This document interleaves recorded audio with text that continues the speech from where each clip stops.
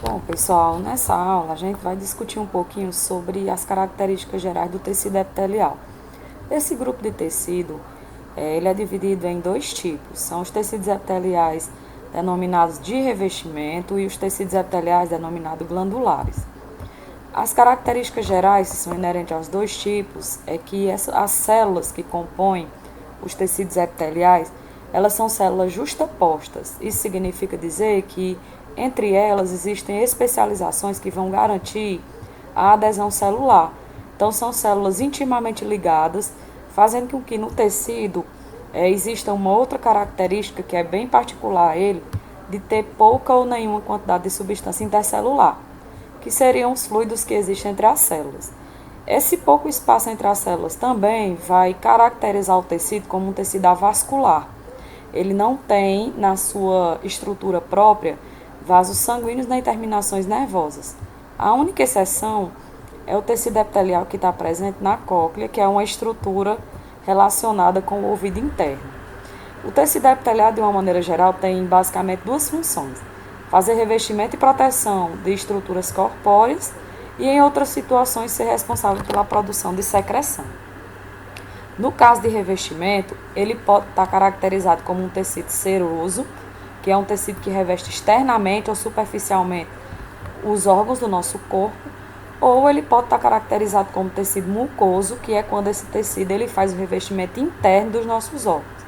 Como exemplo dos dois tipos, a gente pode citar a epiderme, que é um tecido epitelial seroso, e a mucosa bucal, que é um tecido epitelial mucoso. Em outras situações, o tecido epitelial vai produzir secreções, vai apresentar células com citoplasma rico em retículo endoplasmático e complexo Golgiense, responsável por produzir secreções, que são substâncias úteis ao nosso organismo. Por ser avascular, o tecido epitelial ele precisa de um tecido subjacente, que nós dizemos que é um tecido de apoio.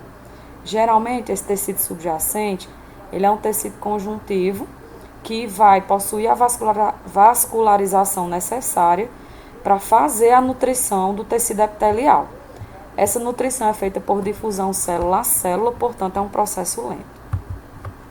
Além disso, quando o epitélio ele é superficial, como é o caso do epitélio que forma a nossa pele, a epiderme, ele recebe ramificações das terminações nervosas do tecido subjacente e ele pode ser considerado, nessa situação, um neuroepitélio. É aquele que vai receber estímulo sensorial a partir dos prolongamentos nervosos que existem no tecido de apoio. O tecido epitelial ele recebe suporte de uma estrutura denominada membrana basal. A membrana basal é o ponto de contato entre o tecido epitelial e o tecido subjacente de apoio. Daqui a pouco a gente vai falar mais um pouquinho sobre ela. E uma última característica geral do tecido epitelial é que esse tecido ele possui células germinativas com alta capacidade de sofrer mitose para realizar a renovação do tecido no nosso corpo. Bom, em relação à membrana basal, é uma estrutura formada por duas lâminas. A lâmina basal, que é a parte final do tecido epitelial, e a lâmina reticular, que é a parte inicial do tecido de apoio. Essas duas lâminas vão se unir para formar entre os tecidos a membrana basal, e essa tem função de fazer a ponte de comunicação entre o epitélio e o seu tecido subjacente. É na membrana basal também que nós vamos encontrar as células germinativas para que o tecido epitelial ele possa se renovar. Por esse motivo, existe a característica de que o tecido epitelial nasce na membrana basal. Essa imagem ela configura a justaposição das células do tecido epitelial, a presença da membrana basal, que é a estrutura que vai estar entre o tecido epitelial e o tecido subjacente, tecido de apoio, que vai oferecer a vascularização necessária para que o epitélio ele possa se nutrir e ele possa eliminar os seus excretas. Como já foi dito anteriormente, esse tecido de apoio, que aqui está representado pela cor azul, geralmente é um tecido conjuntivo frouxo. Em relação à classificação, o tecido epitelial de revestimento ele vai ter principalmente a função de revestir e proteger, e quando o tecido ele for caracterizado como simples, vai acontecer também, vai ser atribuída a ele a função de troca de substâncias. O de revestimento ele vai ser encontrado nas serosas e mucosas das estruturas corpóreas, e a classificação desse tecido vai ter como critério o número de camadas que as células montam para a formação do tecido e o formato dessas células. Essa imagem vai mostrar 3 exemplos aqui de epitélios considerados simples, sendo que o primeiro as células são achatadas, então é um epitélio simples pavimentoso. Esse daqui só tem uma camada de células, por isso simples, porém as células têm formato cuboide, então o tecido é simples, cúbico ou cuboide. A terceira estrutura com células prismáticas ou cilíndricas é o epitélio prismático simples. Essas duas estruturas aqui de baixo são tecidos formados por várias camadas de células, então eles são denominados estratificados. A partir de 2 camadas celulares, o tecido ele é considerado estratificado. As células mais superficiais dão nome ao tecido. Nesse caso, o epitélio estratificado pavimentoso. Essa outra situação, o epitélio estratificado cúbico. Temos também um tecido simples que, por ter os núcleos das células em alturas diferentes e as células apresentarem tamanhos diferentes, ele é denominado pseudoestratificado. É um tecido simples porque todas as células, apesar da configuração ser diferente, todas chegarão até a membrana basal. E por último, o epitélio de transição. É um epitélio estratificado que tem células com formato que mudam de configuração de acordo com a pressão que o tecido sofre nos órgãos onde ele se encontra.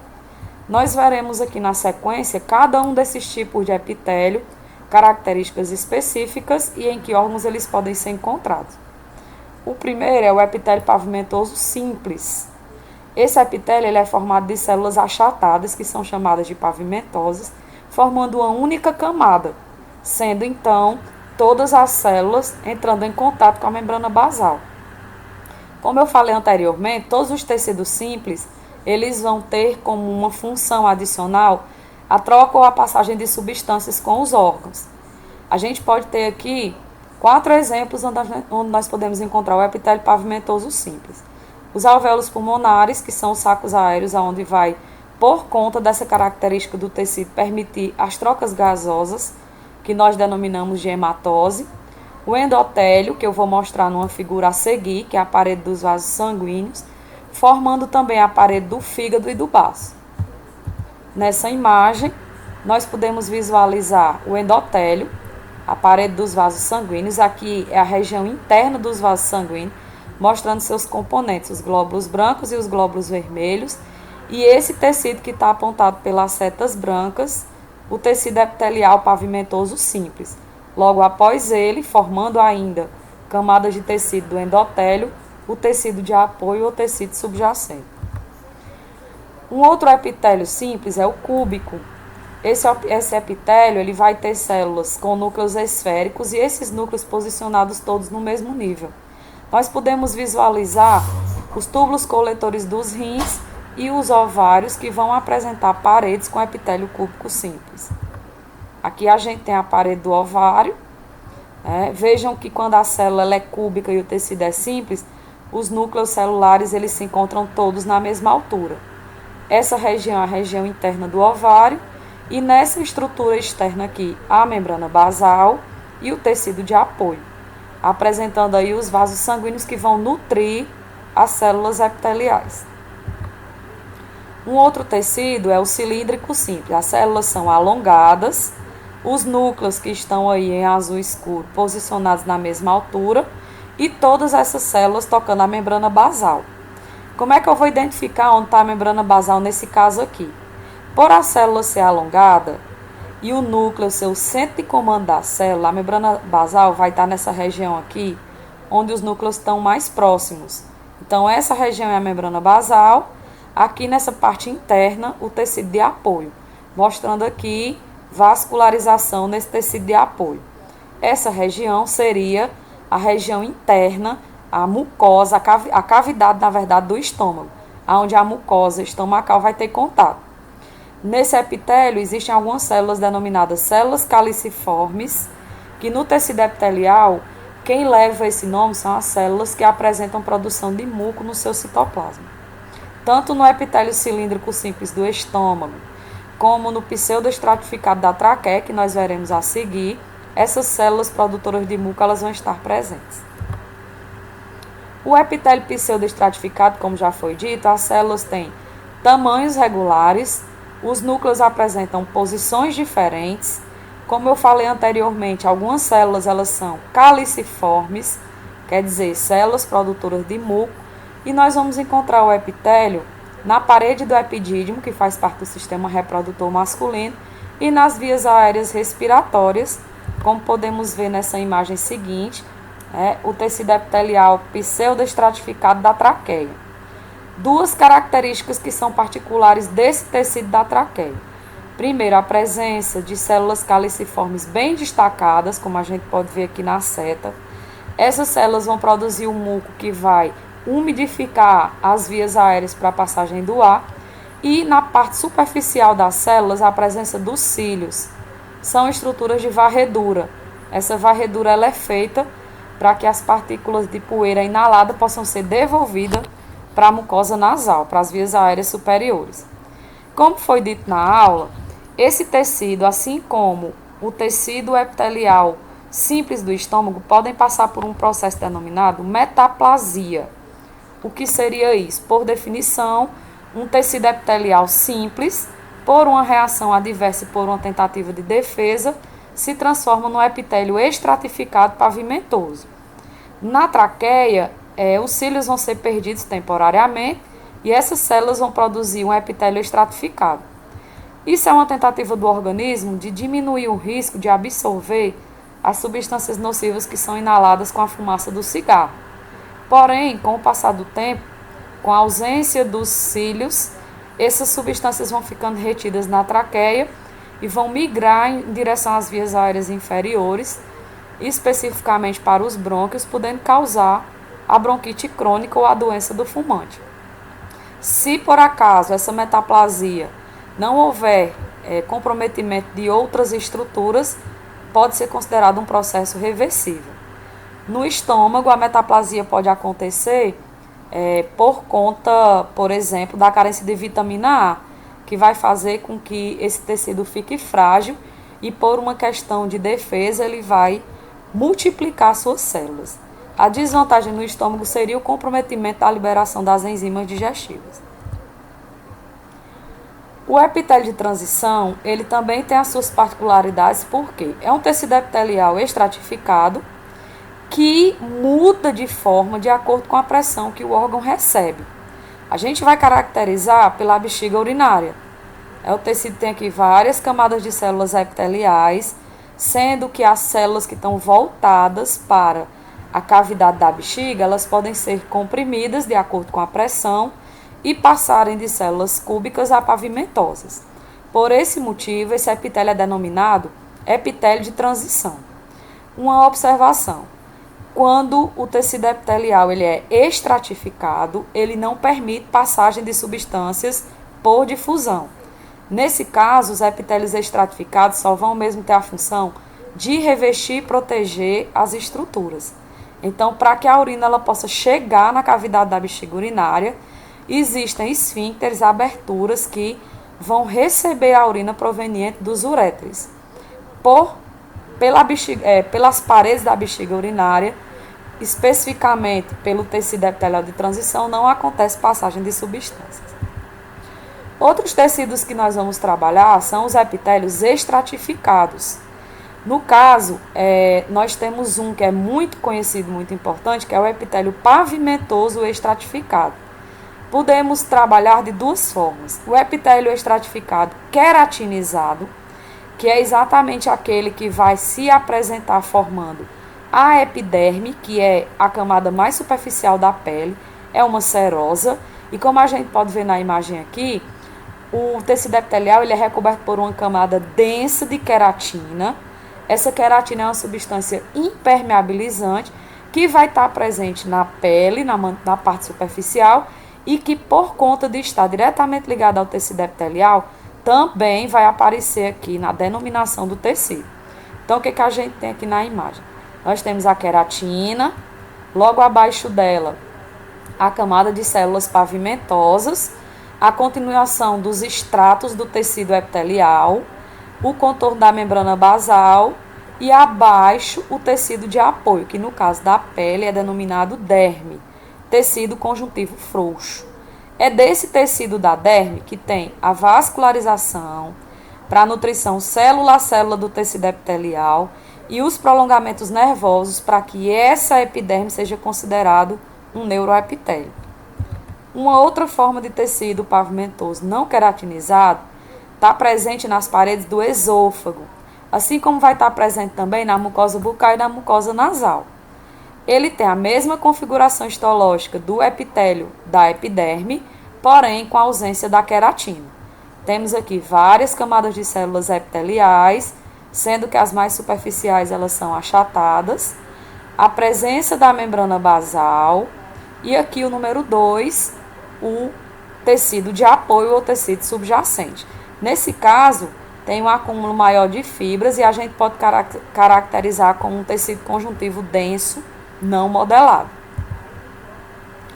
Outro epitélio que tem função de revestir e proteger estruturas e que é estratificado é o epitélio cilíndrico estratificado que está presente na uretra. A uretra é um canal por onde a urina vai ser liberada e que internamente é revestido por uma mucosa em que você tem na parte mais superficial células cilíndricas e várias camadas de células epiteliais formando esse tecido. É um tecido bastante resistente que está suportado pelo tecido subjacente, que nesse caso é um tecido conjuntivo frouxo. Bom, agora a gente vai falar um pouquinho sobre as características específicas do tecido epitelial que é denominado de glandular. Os epitélios de revestimento, eles são para revestir e proteger superfícies do corpo, tanto internas quanto externas. O epitélio glandular, na verdade, é um conjunto de células que tem características de apresentar no seu citoplasma a produção de secreções. Para que eu possa ter um epitélio glandular, primeiro eu preciso que haja uma transformação de um epitélio de revestimento. Então eu posso dizer que o epitélio glandular, ele nasce no epitélio de revestimento. E as glândulas, elas apresentam, com relação à maneira como vão eliminar suas secreções, duas classificações. As glândulas que são denominadas endócrinas, que eu vou já falar sobre elas, e as glândulas denominadas exócrinas.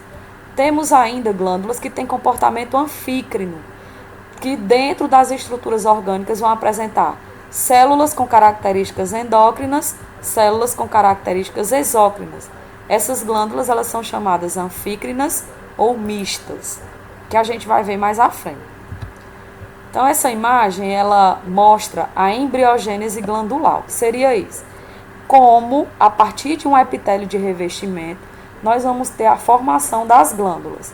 Então, seguindo aí a estrutura, a partir do tecido epitelial, começa a haver uma proliferação de células em direção ao tecido de apoio, que é o tecido conjuntivo, e dependendo do tipo de glândula, essa proliferação celular pode ter dois caminhos. Se a glândula ela for exócrina, o que vai acontecer? O tecido de revestimento vai permanecer tendo contato com a estrutura onde a secreção vai ser produzida. Então, a glândula exócrina, ela tem essa porção verde que é chamada de porção secretora, ou ácido secretor, que é exatamente o conjunto das células que vão produzir a secreção, e tem esse tubo que é chamado de ducto secretor. Então, uma glândula exócrina, ela tem a porção secretora e o ducto secretor. Exemplo, a glândula lacrimal, a glândula mamária, a glândula salivar, todas elas produzem a secreção e a partir de um canal próprio eliminam essas secreções para uma cavidade do corpo. Caso, durante o processo de formação da glândula, essa formação de células perca o contato com o epitélio, essa glândula vai ficar mais interna ao tecido de apoio e próximo a ela vai haver a produção de novos vasos sanguíneos ou capilares sanguíneos. Nesse caso, a glândula possui somente a porção secretora, que pode ter esse formato de corda, chamado codornal, ou pode ser arredondada, e ela vai lançar suas secreções na corrente sanguínea que se forma próximo a ela.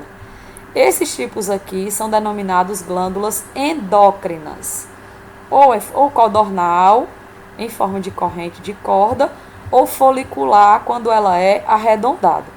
Então, a glândula exócrina tem a porção secretora, o canal secretor. A glândula endócrina tem só sua porção secretora e precisa da presença de vasos sanguíneos para eliminar as suas secreções. Uma observação que a gente já pode fazer aqui é que todas as secreções que são eliminadas pelas glândulas endócrinas, elas são denominadas hormônios. Então, todos os hormônios são produzidos a partir das glândulas endócrinas. Só para repetir, né?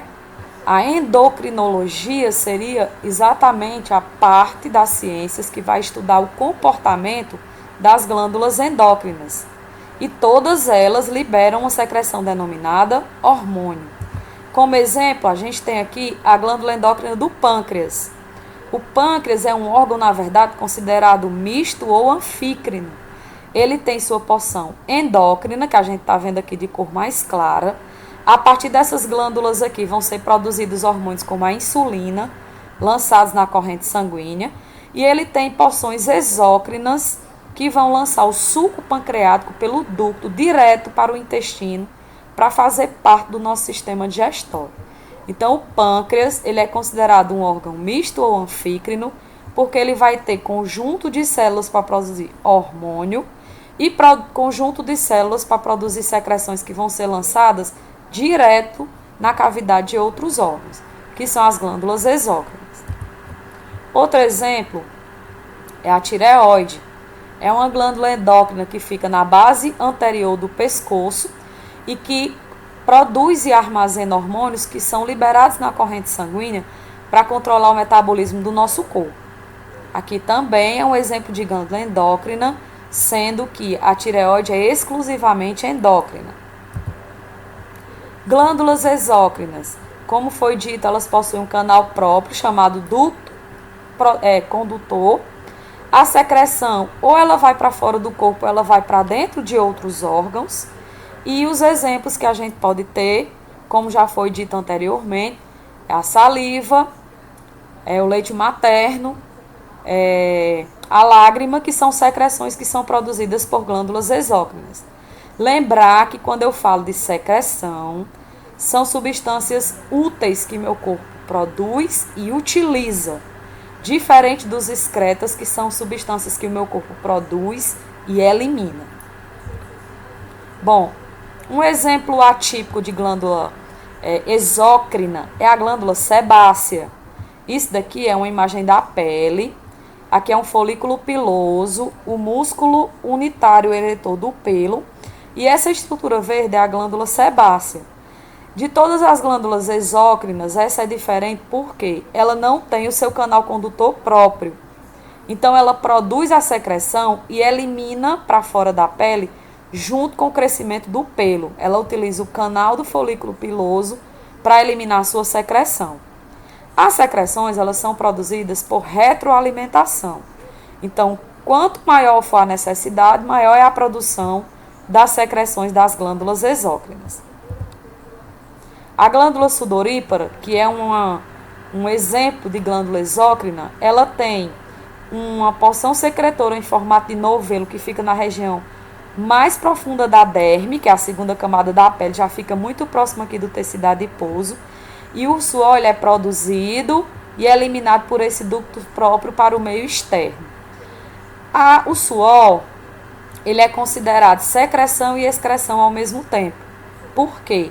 Junto com ele vai ser eliminada a ureia, que é uma excreta, e o suor ele é utilizado para a regulação da temperatura do nosso corpo, que nesse caso seria a função útil do suor no organismo. Então, assim como a glândula sebácea tem a particularidade de não possuir o ducto, a glândula sudorípara tem a particularidade de, quando liberar uma substância, essa substância ser excreção e secreção ao mesmo tempo. Como eu disse, a glândula anfícrina ou mista é aquela que vai apresentar porções endócrinas e também porção exócrina. Não é que a célula tenha os dois comportamentos, é que dentro da estrutura você vai ter tanto glândula endócrina quanto glândula exócrina. Já falei do pâncreas e a gente pode lembrar também das gônadas, como por exemplo o testículo.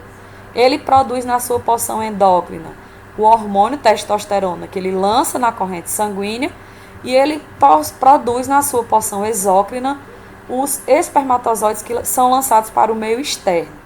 As células produtoras de hormônios são as células de Leydig e as células produtoras de espermatozoide são as células intersticiais. O pâncreas, só para mostrar, né? Ó, as porções endócrinas, onde a corrente sanguínea vai receber o hormônio e vai eliminar para todo o corpo, e as ilhotas de glândulas exócrinas, que vão produzir o suco pancreático e pelo ducto pancreático vai lançar direto no intestino. Então, são dois comportamentos diferentes dentro do mesmo órgão. Quanto ao modo de secretar, a gente tem uma outra classificação que só se atribui às glândulas exócrinas. Eu vou passar direto para a imagem, vou mostrar aqui como cada uma delas se comporta, lembrando que as explicações estão anotadas aí nesses slides anteriores. Então, a maneira que as glândulas exócrinas secretam gera uma classificação. Primeiro, nós temos as glândulas exócrinas do tipo apócrina. O que é isso? Se vocês analisarem aqui, ó, a porção secretora, ela produz a secreção e quando essa secreção está eliminada, quando ela é eliminada, como nós estamos vendo aqui, parte do citoplasma da célula é eliminada junto com ela. Então, para que essa célula aqui ela consiga produzir de novo a secreção, ela tem que primeiro se renovar, né, tem que se reconstituir e depois produzir a secreção novamente. Então, o exemplo aqui seria a glândula mamária. Junto com o leite materno é liberado parte do citoplasma das glândulas mamárias. Essas glândulas se regeneram, produzem secreção novamente e lançam. Então, essa propriedade de liberar parte do citoplasma junto com a secreção é o que a gente chama de glândula apócrina. As holócrinas, a célula se destaca por completo e a célula todinha é a secreção. Então, cada célula só elimina a secreção uma única vez porque ela é totalmente eliminada. Um exemplo são as glândulas sebáceas. Merócrina, a glândula vai produzir a secreção nas suas células, mas só elimina a secreção. Então, uma mesma célula ela pode produzir secreção várias vezes e eliminar essa secreção à necessidade do corpo. Dois exemplos a gente pode lembrar aqui: as glândulas lacrimais e as glândulas sudoríparas. Bom, então, o que a gente viu nessa nossa aula? Nós vimos as características gerais das células epiteliais, vimos a classificação dos epitélios de revestimento e dos epitélios glandulares, e nós vimos também particularidades de cada glândula e a localização no nosso corpo. Bons estudos e até mais!